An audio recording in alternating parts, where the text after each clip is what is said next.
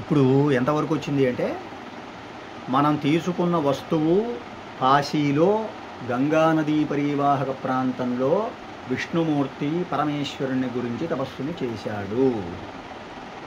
దీన్ని మనం ఏదైనా పద్యంలో చెప్పవచ్చు. చాలా చిన్నదైనటువంటి ఆట వెలది తేట గీతి కందము ద్విపద నుంచి కూడా ఉత్పలమాల జంపకమాల శార్దూల మత్తేభాలు సీసము శ్రద్ధర మహాశ్రద్ధర వరకు వెళ్ళచ్చు. అది కవిరాజ విరాజితంలో కూడా చెప్పచ్చు.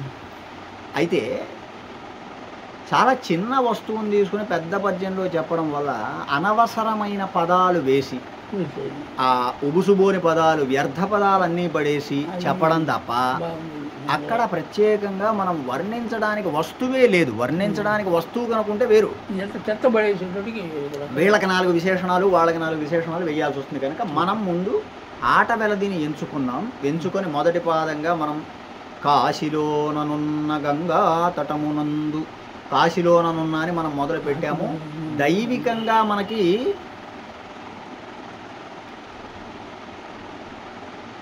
గంగా అనే పదం కూడా కాశీలో ఉన్న కాకి గంగలో ఉన్న గాకి యతిమైత్రి కుదిరింది కనుక కాశీలోననున్న గంగా తటమునందు, లేదా గంగ తటమునందు కాశికాపురిలోన అనైనా చెప్పచ్చు. వెంట్రుకలు ఉన్నమ్మ ఏ కొప్ప అయినా పెడుతుంది, ఉండాల్సింది వెంట్రుకలే, ఎక్కడైనా పర్వాలేదు. గంగ తటమునందు కాశికాపురిలోన అని కూడా మొదలు పెట్టచ్చు. అది ఆట వెళ్తే అవుతుంది. ఇప్పుడు నాన విష్ణుమూర్తి, ముందు కర్తను తీసుకొద్దాం. విష్ణుమూర్తి శివుని గురించి కదా తపస్సు చేసింది. రెండో పాదంలో విష్ణుమూర్తిని తెద్దాం. విష్ణుమూర్తి నాన విష్ణుమూర్తి. ఆ నాన 3 సూర్యగణాలని మనం ఖాళీలను పూరించుములోలాగా పూరించాలి కనుక ఎందుకురా మామూలుగా చెప్పకూడదా పద్యం? చెప్పొచ్చు, కానీ ఒక ప్రణాళికాబద్ధంగా వినడానికి నోటికి సులభంగా వచ్చేటట్టుగా ఉండాలి పద్యం.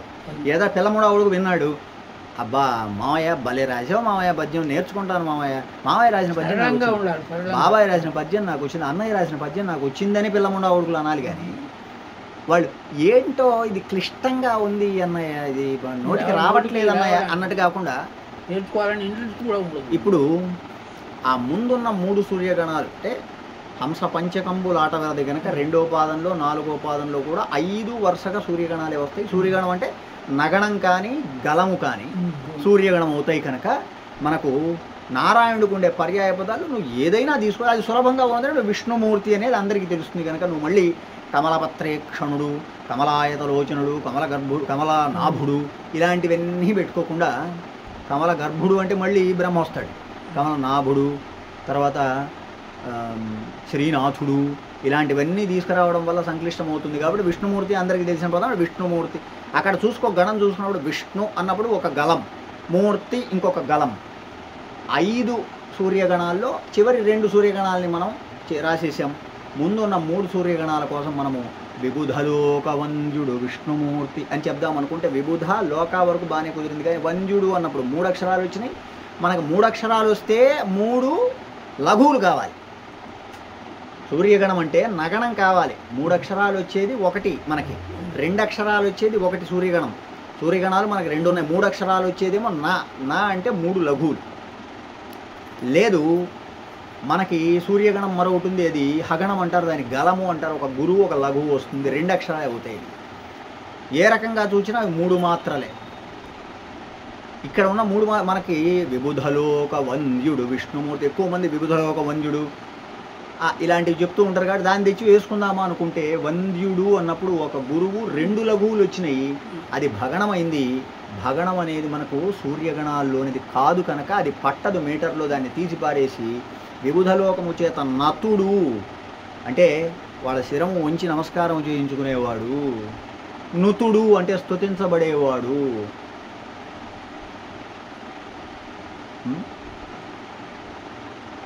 అలాగే నువ్వు ఇందాక చెప్పింది విబుధలోక హితుడు విష్ణుమూర్తి అని కూడా రాయొచ్చు.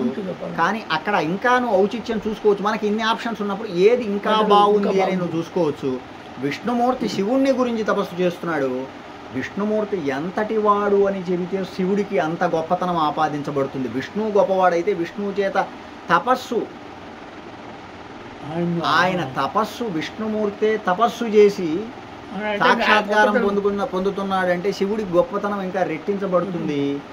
అప్పుడు విబుధ లోకానికి హితుడైన విష్ణుమూర్తి అంటే బాగుంటుందా, విబుధ లోకము చేత స్తుతులు చేయబడే విష్ణుమూర్తి అయితే బాగుంటుందా? ఇంకా ఆలోచించుకో.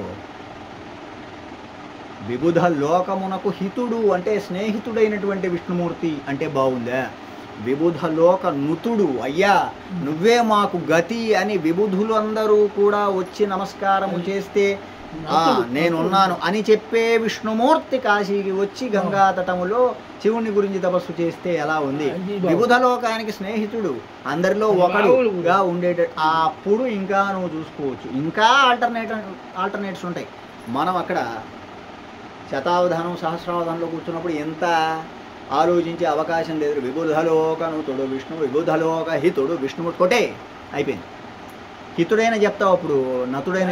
కానీ మనకు అవకాశం ఉన్నప్పుడు, ఇప్పుడు ఇది అవధానం కాదు, మనం కూర్చొని స్వేచ్ఛగా చెప్తున్నాము ఆ శివు, అప్పుడు కక్కుర్తి లేకుండా ఇంకా మంచిది చెప్పచ్చు కదా. ఇప్పుడు విష్ణుమూర్తి దగ్గర ఉన్నటువంటి మూర్తి అనే పదంతో రైమింగ్ వర్డ్ వేయచ్చు. విబుధలోక కీర్తి విష్ణుమూర్తి, విబుధ లోకానికి కీర్తి అయినటువంటి, అప్పుడు అక్కడ అది రైమింగ్ అవుతుందంటే అంత్యానుప్రాసం అయ్యేటట్టుగా చేశాము. అప్పుడు విబుధ వినుత కీర్తి విష్ణుమూర్తి, విబుధుల చేత వినుతించబడేటటువంటి కీర్తి కలిగిన వాడు. విష్ణుమూర్తి యొక్క కీర్తిని దేవతలందరూ కూడా గానం చేస్తున్నారయా. అప్పుడు విబుధ వినుత కీర్తి, విబుధ వినుత కీర్తి విష్ణుమూర్తి.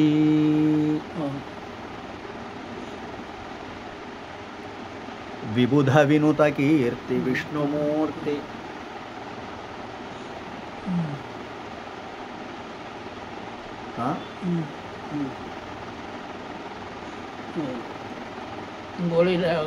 ఇంకా 2 లైన్లు రావాలి యాక్చువల్గా.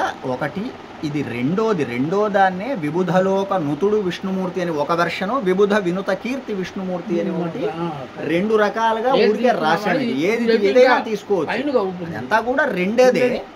ఇప్పుడు విబుధలోక హితుడు కంటే విబుధలోక నుతుడు ఎంత బాగుందో, ఈ మూర్తి అనే దానికి ఇంకా మనం దాని మెరుగులు దిద్ది మూర్తి అనే పదం విష్ణుమూర్తి అని వచ్చింది కాబట్టి దానికి ముందు దాని బదులు స్ఫూర్తి కూడా పెట్టచ్చు. కానీ స్ఫూర్తి అని పెడితే ఈ ముందు వెనకున్నటువంటి అక్షరం గురువు అయిపోతుంది, అప్పుడు గణం చెడుతుంది. కనుక స్ఫూర్తి లాంటివి సంశ్లేషాక్షర పదాలు, సంయుక్తాక్షర పదాలు మనం వేయడానికి వీల్లేదు.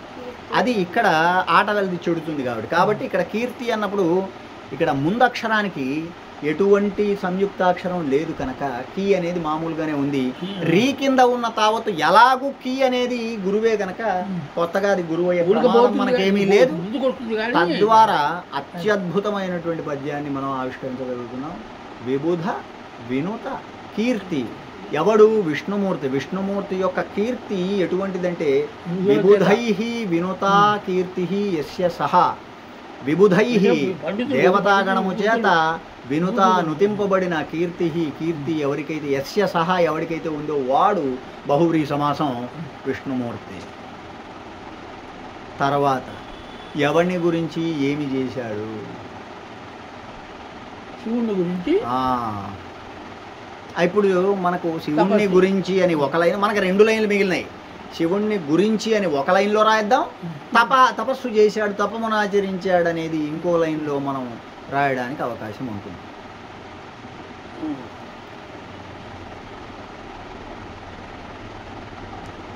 ఎవరిని గురించి? శివుణ్ణి గురించి. మంచి పదాల కంటే కూడా సులభంగా ఎక్కే పదాలు కాదు. కరుణశ్రీ జంధ్యాల పాపయ్య శాస్త్రి గారు, ఆయనకి ఎందుకు వచ్చింది కీర్తి, ఆయన పద్యాలకు ఎందుకు వచ్చింది పటుత్వం అంటే మారుమూల పదాలు తీసుకొచ్చి వేస్తే రాదు. సరళంగా సులభంగా ఉండే పదాలు గణబద్ధం చేయగలిగితే వస్తుంది. అది చేతగాక ఎక్కడిదో ప్రాస కోసం కూసులాడేనే ఊసుముండా అని ఏదో ఓ దాంట్లో మహానుభావులు చెప్పినట్టుగా ఆశుకవులు ప్రాస కోసం ఏడిచానే కూసుముండా అన్నట పిండిపుర లక్ష్మణ కవి. అప్పుడు అది అతుకొల బొంతలాగా అతకనిదై ఉంటుంది. శివుడికి మంచి పదం ఏమిటంటే మంచిగా చివరిలో దానికి ఇప్పుడు మనకి ఏమేమి ఉన్నాయి పదాలు, మనకి ఏం గణాలు ఉన్నాయంటే ఇనగణత్రయము ఇంద్రద్వయము రెండు ఉన్నాయి మనకి. ఎందుకని ఇది మూడో పాదం, ఇది మొదటి పాదం ఎలాంటిదో మూడో పాదం అలాంటిది. సో ఇనగణత్రయము ఇంద్రద్వయము ఉన్నాయి అంటే మనకు 3 సూర్యగణాలు ఉన్నాయి, తర్వాత 2 ఇంద్రగణాలు ఉన్నాయి మనకి. ఇప్పుడు మనము రెండోదైనటువంటి 2 ఇంద్రగణాల దగ్గరికి వద్దాం. దాని ముందు ఉండే 3 సూర్యగణాల సంగతి దాని తర్వాత ఆలోచిద్దాం. ఎందుకని ఇది విశేషం చేద్దాం ముందు. పరమేశ్వరుడికి ఓ విశేషణం పడేద్దాం. వీడికి భక్తుడికే విశేషణం పడేసాం. విబుధ వినుత కీర్తి అన్నాం విష్ణుమూర్తిని.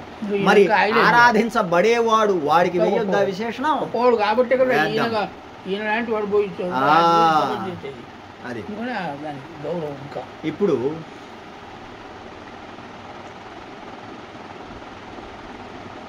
ఇంద్రద్వయానికి వెళ్ళిపోదాం. ఇంద్రద్వయానికి పరమేశ్వరుని గూర్చి నాన పరమేశ్వరుని గూర్చి మూడో లైన్ నాన.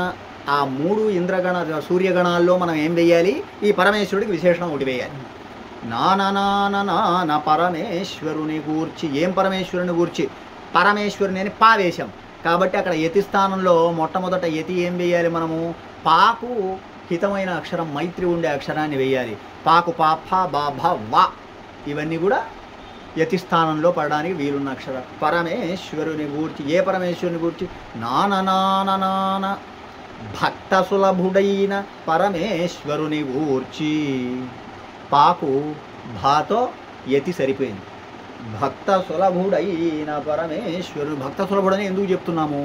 వీడు భక్తుడు, వీడు తపస్సు చేస్తే అంటే హరి తపస్సు చేస్తే ఈయన వచ్చి వరం ఇస్తాడు అని ఖచ్చితంగా మనం ముందే చెప్పేస్తున్నాము. కాబట్టి మూడో లైను భక్త సులభుడైన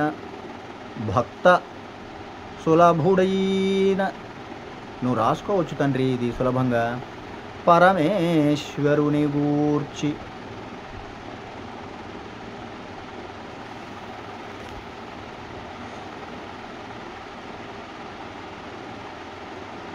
ఇప్పుడు మనకి ఏమేమి వచ్చింది? కాశీలోననున్న గంగా తటమునందు విబుధ వినుత కీర్తి విష్ణుమూర్తి భక్త సులభుడైన పరమేశ్వరుని గూర్చి.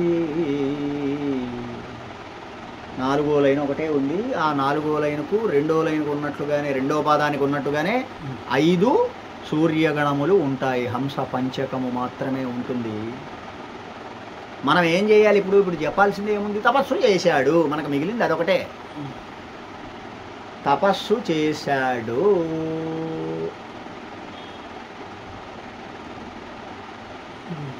తపమునాచరించే తత్పరతను. తత్పరత అంటే ఆయన యందు మాత్రమే ధ్యానము కలిగి ఉండడం. తపమునాచరించే తత్పరతను. 5 సూర్యగణాలు అయిపోయింది. లేదు తపము చేసే అని చివరికి రావాలనుకో. తపము చేసే నాన తపము చేసే.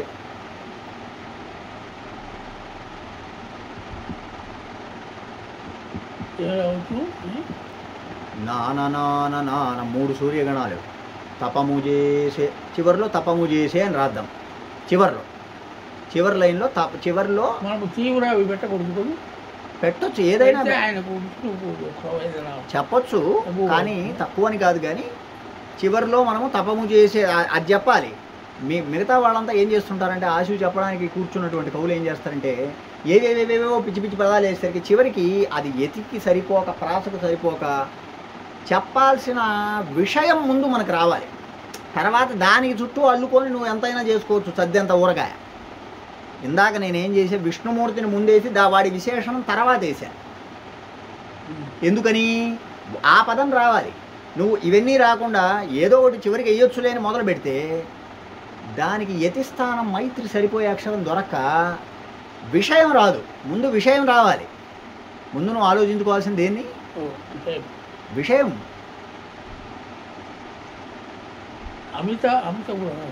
ఏదైనా పెట్టచ్చు. అమిత ఇప్పుడు నువ్వు తపము చేసే చివరికి రావాలి. అందరికి అర్థం కావాలంటే విష్ణుమూర్తి శివుణ్ణి గూర్చి ఏం చేశాడు? తపస్సే చేశాడు. తీవ్ర తపం చేశాను. ఏదైనా ముందు నువ్వు తపము చేసి రావాలి కదా. లాస్ట్కు తపము చేసే అని రావాలంటే నాన తపము చేసే, అప్పుడు తా అనేది నీకు యతి స్థానంలో అప్పుడు మొదలు పెట్టాల్సింది తాతో మొదలు పెట్టాలి.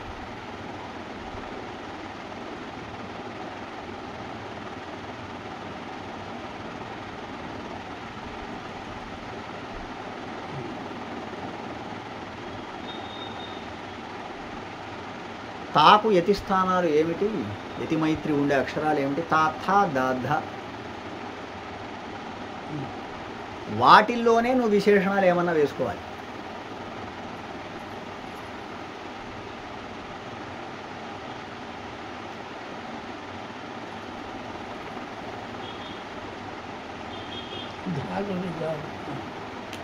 ఇప్పుడు నువ్వు తీవ్రమైన అని మొదలు పెట్టావు అనుకో, లాస్ట్కి వచ్చేసరికి దానికి మైత్రి ఉండే అక్షరం పడదు. అప్పుడు తపస్సు చేసాడని చెప్పలేవు నువ్వు.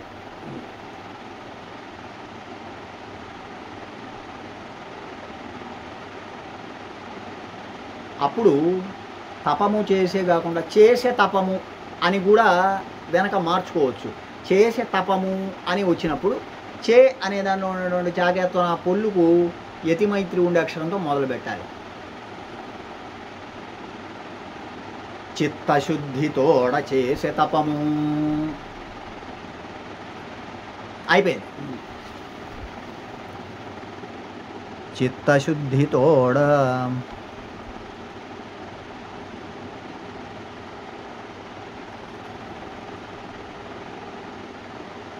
చేసే తపము కాశీలోననున్న గంగా తటమునందు విబుధ వినుత కీర్తి విష్ణుమూర్తి భక్త సులభుడైన పరమేశ్వరుని గూర్చి చిత్తశుద్ధితోడ చేసే తపము. నువ్వు ఈ చేసే అనేటటువంటి ఒక క్రియాపదం రానంత వరకు బిక్కే. ఎందుకని? కంప్లీట్ కాలే పద్యం, క్రియతోటే కంప్లీట్ అయ్యేది పద్యం. కాబట్టి నువ్వు చేసి వచ్చి చూస్తూ కూర్చుంటూ అని అసమాపక క్రియలు పెట్టుకునే కొద్దీ సంక్లిష్టమైపోతుంది. గుండెల్లో రైళ్లు పరిగెడుతుంటాయి. ఎందుకంటే అక్కడ కూర్చొని ఉంటాడు ఒకడు యమధర్మరాజు మాదిరి పృచ్ఛకుడు. ఏమిటి స్వామి, పద్యం పూర్తి చేయలేదా, ఇంకా మీరు అన్వయం ఇంకా కాలేదే అంటాడు. ఎందుకని? సమాపకం కావాలి. క్రియ చేసన్ అంటే అయిపోయి చేసేసాడు, అయిపోయింది నాయన, నాకు బరువు దిగింది, పిల్లనిచ్చి పెళ్లి చేసాం, అయిపోయింది, ఇంకా నువ్వు చూసుకో, అది ఉన్నా ఊడినా మాకు సంబంధం లేదు. ఇప్పుడు చేసే తపము నీకు ఎగ్జాంపుల్ చెప్పి తపము చేసే అలా కూడా చెప్పొచ్చు. ఏది బాగుంటుంది అప్పుడు వినడానికి తప్పుగా. అప్పుడు తపము చేసేతో తాకు పెట్టుకోవాలన్నమాట.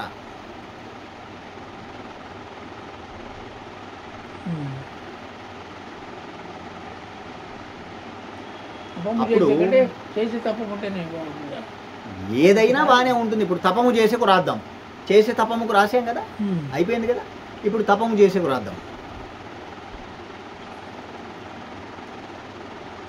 ఎలా చేశాడు తపస్సు? క్రియా విశేషణం రావాలి. క్రియకు విశేషణం, ఇప్పుడు ఇక్కడ కర్తకు విశేషణం వచ్చింది, కర్మకు విశేషణం వచ్చింది, క్రియకు రావాలి విశేషణం. అంటే ఆ తపస్సును మనం గొప్పగా చేసి చెప్పాలి.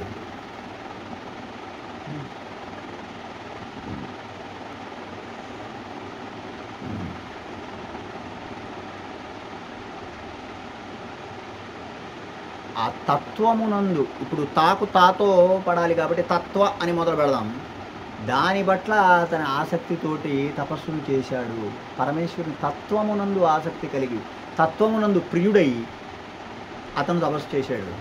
తత్వ రసికుడ గుచు తపము చేసే, తత్వ రసికుడ గుచు తపము చేసే కాశీలోననున్న గంగా తటమునందు విబుధ వినుత కీర్తి విష్ణుమూర్తి భక్త సులభుడైన పరమేశ్వరుని గూర్చి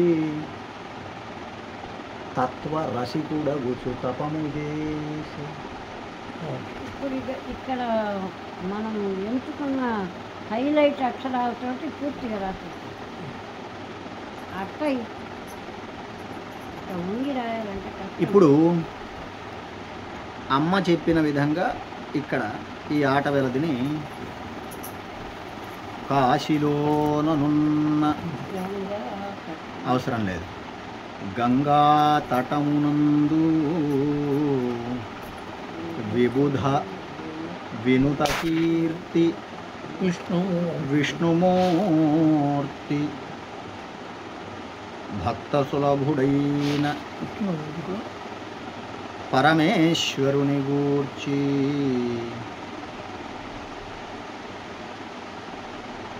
తత్వరసికుడగుచు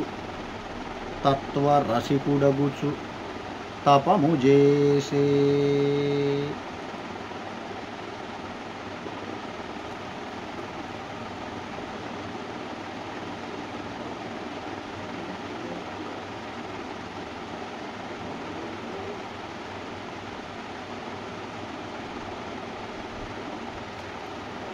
ఇలా ఒక ఆట వెలది. దీన్ని కందంలో చెప్పొచ్చు, తేటగీతిలో చెప్పొచ్చు, పెద్ద సీసంలో చెప్పొచ్చు, మహావృత్తాల్లో ఇదే విషయాన్ని చెప్పచ్చు. కొద్దిగా ఎక్కువగా ఇదే విషయాన్ని పదాలు ఎక్కువ పడుతుంటాయి. ఇప్పుడు కందం ఉందనుకో, ఇదైతే దీనికి ప్రాస లేదు, ప్రాస నియమం లేదు కాబట్టి నీ ఇష్టం వచ్చినట్టు చేసేవాడు. వాళ్ళకు అక్కడ కందంలో ప్రాస ఉంటుంది, 4 పాదాల్లో అదే అక్షరం రావాలి, తాట తీస్తుంది. కాబట్టి ప్రాస నువ్వు అప్పుడు ఒళ్ళు దగ్గర పెట్టుకుని ఏం చేయాలంటే, అంటే పద్యకర్త ఏం చేయాలంటే, ఆశు కవి సరళంగా మనకు దొరికే అక్షరాలు, ఎక్కువ పదాలు ఏ అక్షరాలతో ఉంటాయో ఆ అక్షరాన్ని ఏ రానో దేన్నో ఎంచుకోవాలి. రాతో చాలా పదాలు ఉంటాయి కాబట్టి మధ్యలో రెండో అక్షరం రాగా ఉండేటటువంటి పదాలు చాలా ఉంటాయి కనుక ఈ రా లాంటి దాన్ని వారాణసిలో గంగా తీరమ్మున, వారాణసిలో రా ప్రాస, వారాణసిలో గంగా తీరమ్మున, తీరమ్మున ఏమొచ్చింది రా, తీరమ్మున తపము చేసే. అమ్మయ్య దండం పెట్టేసి క్రియ వచ్చేసింది. ఎవరిని గురించి ఎవడు, అదంతా మిగిలిన పాదాలన్నీ కూడా నింపుకుంటూ పోవచ్చు.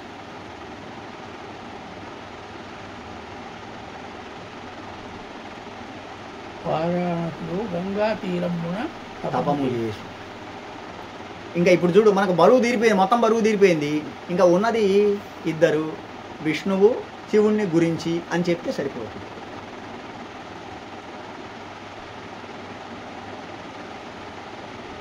వారాణసిలో గంగా తీరమ్మున తపము చేసి, తీరమ్మున అని మొదలైంది కాబట్టి తీతో ఎతిబడాలి. కంద పద్యానికి 2వ పాదములోను 4వ పాదములోను యతి ఉన్నది. మొదటి పాదము 3వ పాదం బేసి పాదాల్లో యతి లేదు. తీరమ్మున తపము చేసే.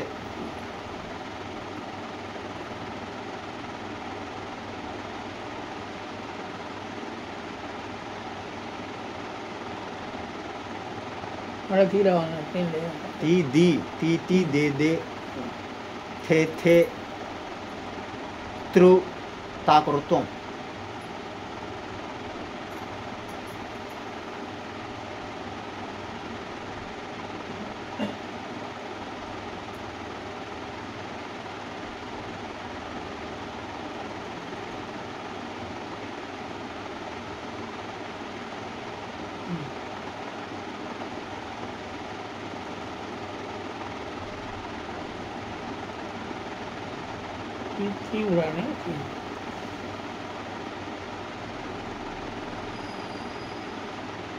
ఇప్పుడు మనం అక్కడి నుంచి ఒక విశేషణాన్ని సగం ఎరగొట్టి వెనక 3వ పాదానికి లాక్కుంటూ రావడం చాలా ప్రమాదకరం.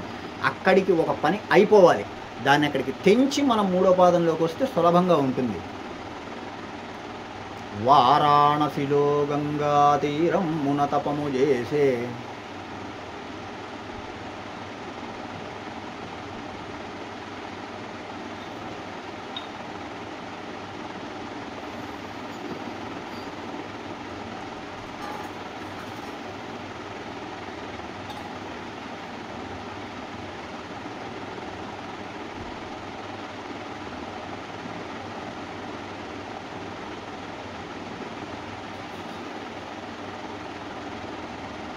ఆ తపస్సు ఎలా చేశాడు అనేదాన్ని క్రియా విశేషణంగా రప్పిద్దాం.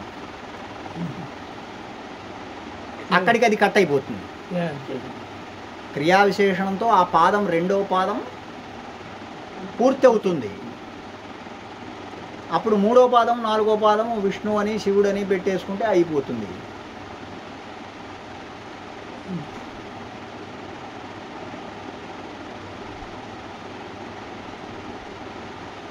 వారాణసిలో గంగా తీరం మునతపము చేసి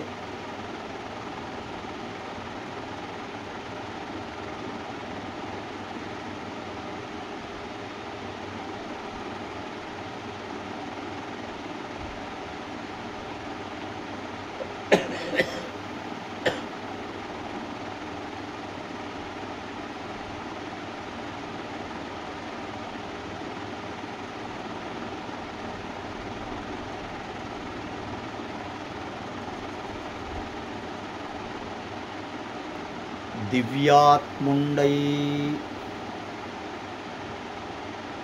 వారాణసిలో గంగా తీరం మునతపము చేసి దివ్యాత్ముండై ఎవడో తర్వాత వస్తుంది.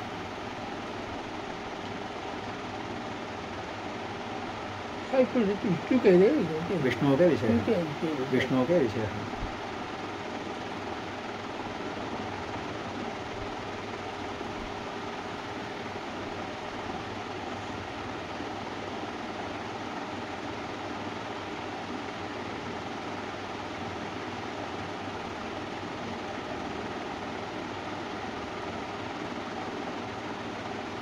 మనకు యతి స్థానము అయిపోయింది అక్కడ. ఇప్పుడు ప్రాసస్థానం దేంతో ఉంది? రాతో ఉంది. విష్ణువుకు రాతో ఏం విశేషణాలు పెడతాము? నారాయణుండు శ్రీపతి రెండు ఆయనవే. దివ్యాత్ముండై నారాయణుండు శ్రీపతి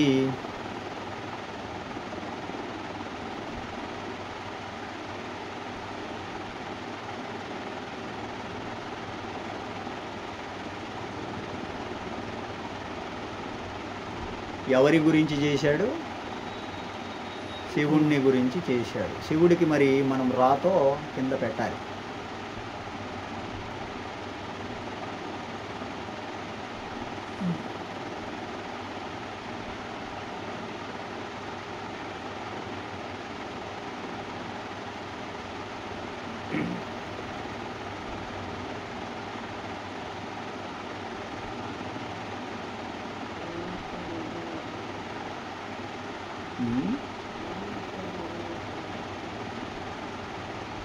రామేశ్వరుని గురించి అక్కడ అవసరం లేదు కదా. అక్కడ ఎక్కడ కాశీలో రామేశ్వరుని గురించి తపస్సు చేశాడు.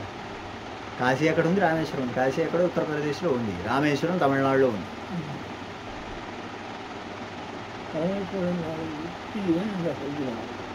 రాలే. పరమేశ్వరుణ్ణి డైరెక్ట్గా చెప్పాల్సిన అవసరం. అక్కడ పరమేశ్వరుడు అని రాతో ఎక్కడ వస్తుంది? ముందు ముందు గురువు రావాలి. పరమేశ్వరుడు అన్నప్పుడు పార్ లఘు ముందక్షరం గురువు రావాలి. వారాణసి అన్నప్పుడు వా అని దీర్ఘం రాసి తర్వాత రా వచ్చింది. ముందక్షరం దీర్ఘం ఉంటే దీర్ఘమే రావాలి, హ్రస్వం ఉంటే హ్రస్వమే రావాలి. అది కందపద్య నియమం. అందుకే కందానికి నియమాలు ఎక్కువ. కందం రాసిన వాడే కవి. వారాణసిలో గంగా తీరం మునతపము చేసి దివ్యాత్ముండై నారాయణుండు శ్రీపతి.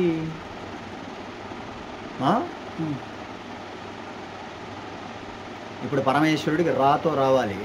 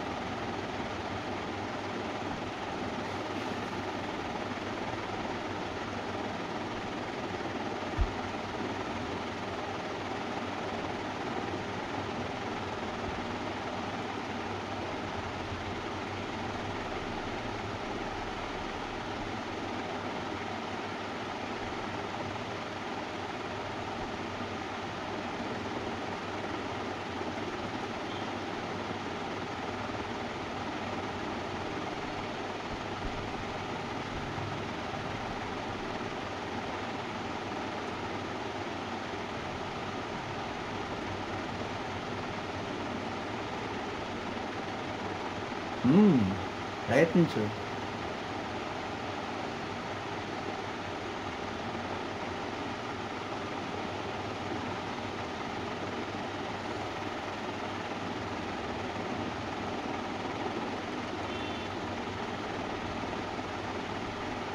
లేదంటే ఆ శ్రీపతిని పక్కన పెట్టచ్చు.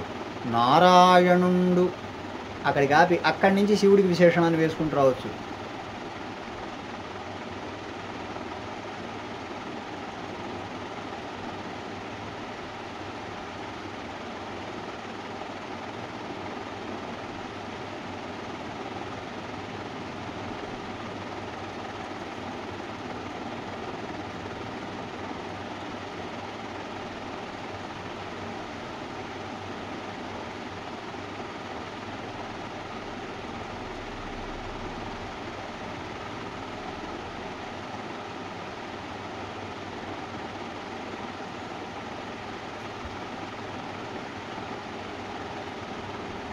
నారాయణుండు శ్రీపతి అంతవరకు చెప్పాం కదా.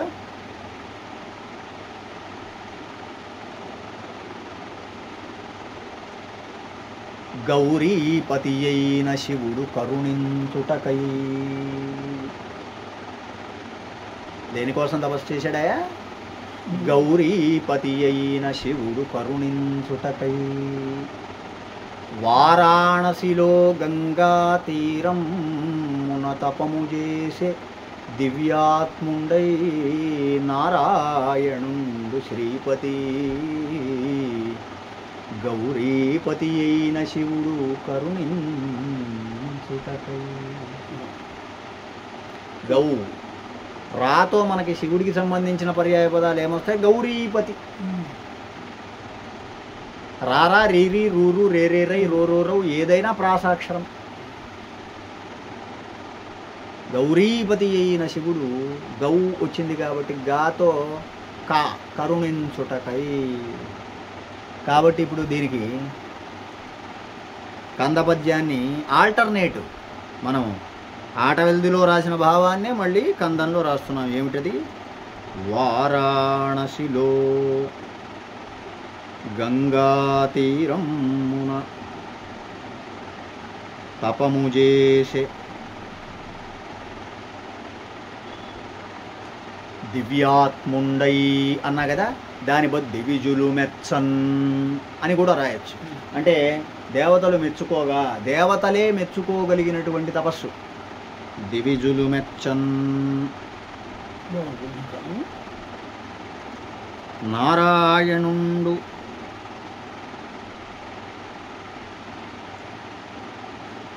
శ్రీపతి అన్నాం. దాని బదులు అది కూడా తీసేసి కింద గౌరీపతి అయిన శివుడు అన్నాం కదా.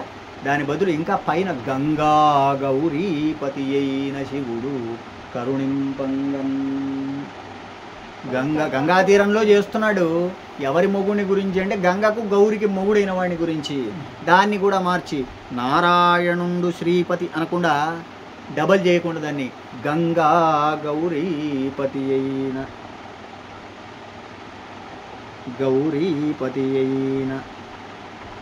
శివుడు కరుణించుటకై అని ఇందాక చెప్పా. కరుణింపంగన్ అని చెప్తున్నా ఇప్పుడు. కరుణింపంగన్ ఆయన కరుణించగా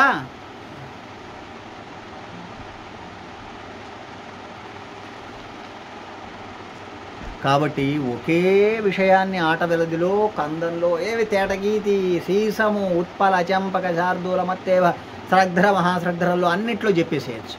కవిరాజ విరాజితం లయగ్రాహి లయ విభాతి లయహారి లాంటి పెద్ద పెద్ద ఛందస్సుల్లో కూడా అద్భుతంగా అలవోకగా చెప్పేయచ్చు. దానికి కారణం ఏమిటంటే చేసిన సాధన. ప్రధానమైనటువంటి అభ్యాసాన్ని చేస్తే గణాలు యతులు ప్రాసలు ఇక్కడ మొత్తం నువ్వు చూసుకున్నట్టయితే నారా తీరం నారా గౌరీ అయిపోయిందా. ఇదిగో తీరమ్మున తపము చేసి దివిజులు మెచ్చను. ఇందాక దివ్యాత్ముండై అన్న తీకి దీకి దాన్ని బదులు ఇది పెట్టాను. అంటే దేవతలు మెచ్చుకునేటట్లుగా నారాయణుడు తపము చేసే. ఎలాగా దేవతలు మెచ్చుకునేటట్టుగా ఎవరిని గురించి? గంగా గౌరీపతి అయిన శివుడు కరుణింపంగను. కాబట్టి కాశీలోననున్న గంగా తటమునందు విబుధ వినుత కీర్తి విష్ణుమూర్తి భక్తసులభుడైన పరమేశ్వరుని గూర్చి తత్వరసికుడగుచు తపము చేసే. ఇది ఎలాంటిదో, వారాణసిలో గంగా తీరం మునతపము చేసి దివిజులు మెచ్చన్నారాయణుండు గంగా గౌరీపతి అయిన శివుడు కరుణింపంగన్. తెడగదులు ఏమిటి ఎడగీతిలోనూ చేయొచ్చు, ఉత్పలంలో, చంపకంలో ఈ ఆట వెళ్ళి అనేక తెడగదు ఒక రకంగా ఉంటుంది. ఆట వెల్ది తేటగీతి ఒక రకంగా ఉంటాయి కాబట్టి నేను కందని చెప్పాను వెరైటీ కోసం. అంటే ఇప్పుడు ఒకటే కలర్లో ఉన్న అన్ని చీరలు ఒకటే చోట పెట్టినట్టుగా ఉండకుండా ఇలా సరస్వతీదేవి ప్రసాదం ఏమిటి అంటే అభ్యాసము ఎవడు చేస్తే వాడిని కరుణిస్తుంది సరస్వతీదేవి. ఇలాగే సంస్కృతంలో శ్లోకాలు చెప్పొచ్చు, అనుష్టుప్పులో చెప్పొచ్చు. ఇలాగే ఏ భాషలోనైనా తమిళంలో కానీ కన్నడంలో కానీ ఛందస్సుతో కూడినటువంటి పద్యాల్ని అలవోకగా చెప్పే విద్య అమ్మవారే కటాక్షిస్తుంది. అమ్మవారి ఉపాసన అంటే ఏమిటంటే పూజలిచ్చి హారతుల కంటే కూడా అవి చేస్తూ వాటికంటే ఎక్కువ అభ్యాసం చేయాలి. అభ్యాసం